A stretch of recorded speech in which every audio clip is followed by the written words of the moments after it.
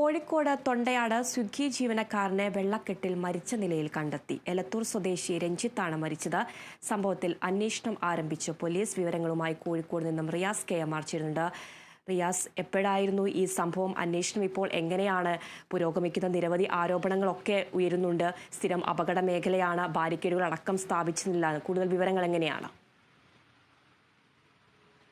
ഇതിൽ ഏറ്റവും പുതിയ അപ്ഡേഷൻ എന്ന് പറയുന്നത് ഈ മരിച്ചയാളെ സ്വിഗ്ഗി ജീവനക്കാർ തിരിച്ചറിഞ്ഞിരിക്കുന്നു എന്നുള്ളതാണ്. കുന്നമംഗലം സോണിൽ ജോലി ചെയ്യുന്ന, സ്വിഗ്ഗിയുടെ കുന്നമംഗലം സോണിൽ ജോലി ചെയ്യുന്ന ഈ എലത്തൂർ തിരുത്തുകുന്ന് താമസിക്കുന്ന രഞ്ജിത്ത് എന്ന് പറയുന്ന 41 വയസ്സുള്ള ആളാണ് ഈ അപകടത്തിൽ മരിച്ചത്. ഇത്രയും നേരം ഇത് തിരിച്ചറിയാൻ സാധിക്കാതെ കിടക്കുകയായിരുന്നു. ആദ്യം മറ്റൊരാളുടെ പേരായിരുന്നു പോലീസ് സംശയിച്ചിരുന്നത്. കാരണം ഈ രഞ്ജിത്തിൻ്റെ മൃതദേഹത്തോട് ചേർന്ന് തന്നെ മറ്റൊരു ID കാർഡ് കണ്ടെത്തിയിരുന്നു. ആ ID കാർഡിൽ നേരത്തെ ഉമ്മളത്തൂർ സ്വദേശിയുടെ ID കാർഡായിരുന്നു. ആദ്യം അങ്ങനെ ആണ് എന്നൊരു തെറ്റിദ്ധാരണ പരന്നിരുന്നു. പക്ഷേ അതിൽ ബന്ധപ്പെടുകയും ആ ഉമ്മളത്തൂർ സ്വദേശി ജീവിച്ചിരിപ്പുണ്ട് എന്ന് വ്യക്തമാവുകയും ചെയ്തു. പിന്നീട് പോലീസ് നടത്തിയ പരിശോധനയിലാണ് മറ്റൊരു ID കാർഡ് കണ്ടെത്തുകയും അത് എലത്തൂർ തിരുത്തുകുന്നിൽ താമസിക്കുന്ന രഞ്ജിത്തിൻ്റെതാണ് എന്ന് വ്യക്തമാവുകയും ചെയ്തിരുന്നു. അതിൻ്റെ അടിസ്ഥാനത്തിൽ ഈ സ്വിഗ്ഗി ജീവനക്കാരുമായി ബന്ധപ്പെട്ടു. അങ്ങനെയാണ് കുന്നമംഗലം സോണിൽ ജോലി ചെയ്യുന്ന രഞ്ജിത്ത് ഇന്നലെ പാതിരാത്രിയോടുകൂടി അദ്ദേഹം ഓർഡറുമായി പോയതാണ്.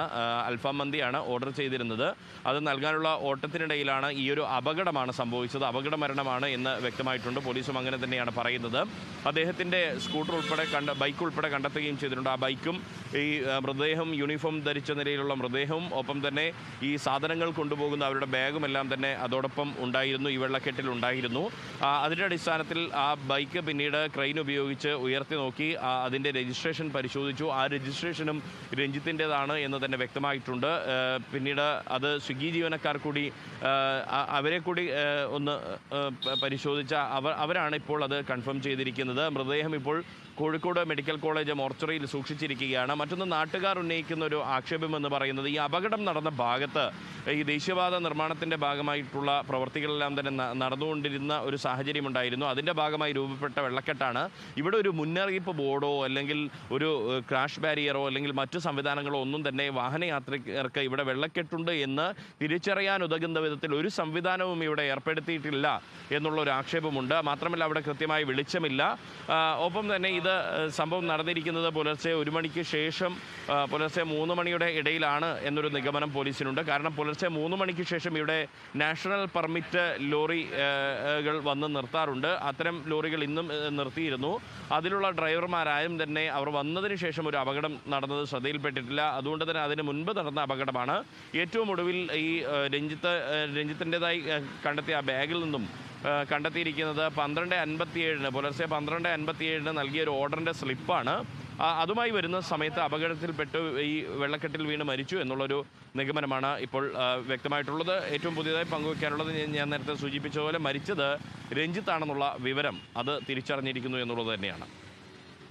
റിയാസ്, ഇപ്പോൾ മൃതദേഹം എവിടെയാണുള്ളത്? ഇൻക്വസ്റ്റ് നടപടികൾ, പോസ്റ്റ്മോർട്ടം നടപടികളൊക്കെ ഇനി പുരോഗമിക്കേണ്ടതുണ്ട്. അത് സംബന്ധിച്ചുള്ള കൂടുതൽ വിവരങ്ങൾ ലഭിക്കുന്നുണ്ടോ?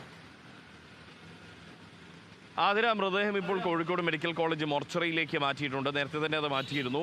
അത് ഇൻക്വസ്റ്റ് നടപടികളെല്ലാം തന്നെ പൂർത്തീകരിച്ച ശേഷമായിരിക്കും പോസ്റ്റ്മോർട്ടം നടപടികളിലേക്ക് നീങ്ങുക. പോസ്റ്റ്മോർട്ടം കൂടി പൂർത്തിയാക്കിയതിന് ശേഷമായിരിക്കും മൃതദേഹം ബന്ധുക്കൾക്ക് വിട്ടു നൽകുക. അതിനുശേഷമാണ് സംസ്കാരം ഉൾപ്പെടെയുള്ള നടപടികൾ നടക്കുക. എന്തായാലും ഈ ബൈക്ക് ഇപ്പോൾ പോലീസ് സ്റ്റേഷനിലേക്ക് മാറ്റിയിട്ടുണ്ട്. അത് ക്രെയിൻ ഉപയോഗിച്ച് ഉയർത്തിക്കൊണ്ട് അത് പിന്നീട് പോലീസ് സ്റ്റേഷനിലേക്ക് മാറ്റുന്ന സാഹചര്യമുണ്ടായി. ശരി റിയാസ്, കോഴിക്കോട് തൊണ്ടയാടാണ് സ്വിഗ്ഗി ജീവനക്കാരൻ വെള്ളക്കെട്ടിൽ മരിച്ച നിലയിൽ കണ്ടെത്തിയത്. എലത്തൂർ സ്വദേശി രഞ്ജിത്താണ് മരിച്ചത്. സംഭവത്തിൽ അന്വേഷണം ആരംഭിച്ചിരിക്കുകയാണ് പോലീസ്. വിവരങ്ങൾ നൽകുകയായിരുന്നു കോഴിക്കോട് നിന്നും റിയാസ് KM.